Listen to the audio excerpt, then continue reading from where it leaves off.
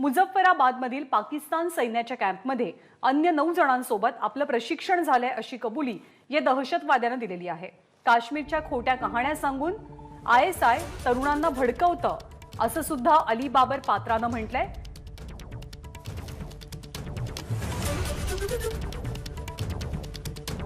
अपने प्रतिनिधि नीरज राजपूत सध्या आपल्या सोबत आहेत। नीरज, एग्जैक्टली क्या कहा है? अली बाबर पात्रा को हिरासत में लिया गया था, उसने क्या बताया है, क्या जानकारी दी है? देखिए, अली बाबर को कल मीडिया के सामने पेश किया गया था। उस वक्त मैं खुद भी मौजूद था, एडीपी की टीम भी वहां पर मौजूद थी और उसने खुद अपना कन्फेशन किया था, हमारे सामने ही मीडिया के सामने किया था, नेशनल मीडिया के सामने और जो कश्मीर का मीडिया है उनके सामने किया था। और उससे सवाल जवाब भी हमने उससे पूछे थे। उसने साफ तौर से बताया कि किस तरह से वर्ष 2019 से पाकिस्तानी सेना, आईएसआई जो पाकिस्तान की एजेंसी है और लश्कर-ए-तैयबा जो टेररिस्ट ऑर्गेनाइजेशन है पाकिस्तान से ऑपरेट करता है, इन सब ने कैसे उसको तैयार किया कश्मीर जाने के लिए, कश्मीर में फेक नैरेटिव देकर कि फेक जिहाद के लिए, कि किस तरह से कश्मीर में जो कश्मीरी लोग हैं उन पर जुल्म किए जाते हैं, उसको किया।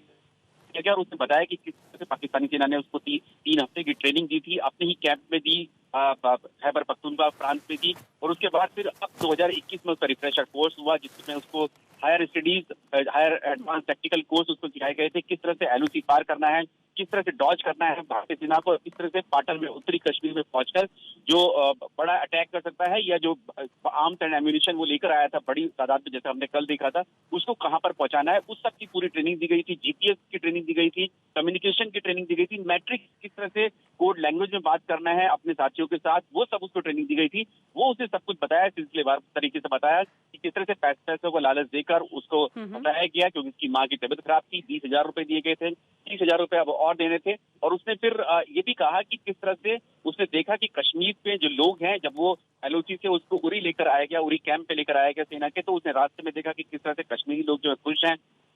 जैसा कि उसको कहा गया था जिहाद करने के लिए कि कश्मीरियों को भारतीय सेना जो है नमाज तक पढ़ने नहीं देती है, उसने खुद कैंप में जो है नमाज की अजान सुनी उसने 5 टाइम की। तो उसको देखकर उसका जो मन है वो बदला है और उसने कहा है कि वो चाहता है कि एक बार फिर से पाकिस्तानी सेना उसको वापस बुला ले।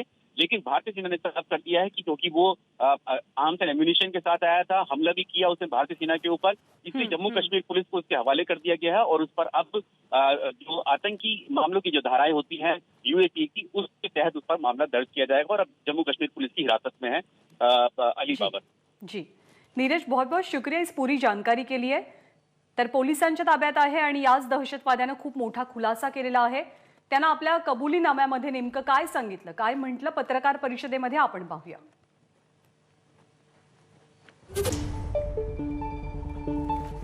पाकिस्तान सैन्याच्या मुझफ्फराबाद कॅम्पमध्ये आणखी 9 जणांसोबत पाकिस्तानच्या सैन्यानं अली बाबर पात्राला प्रशिक्षण दिलं। लष्कर-ए-तोयबाचा सदस्य होण्यासाठी 20,000 रुपये सुद्धा दिले आणि उरलेले 20,000 रुपये काश्मीरमध्ये प्रवेश केल्यानंतर त्याला मिळणार होते।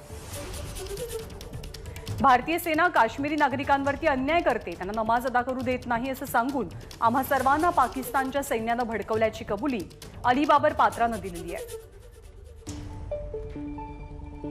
प्रत्यक्षात काश्मीरमध्ये सगळं व्यवस्थित सुरू आहे। रोज 5 वेळेला नमाज अदा करण्याचा आवाज ऐकू येतो। आयएसआय माझ्यासारख्या गरीब मुलांना खोटं सांगून दहशतवादाच्या गर्तेमध्ये ढकलतंय, पण आता मला घरी परत जायचंय। एबीपी माझा, उघडा डोळे बघा नीट।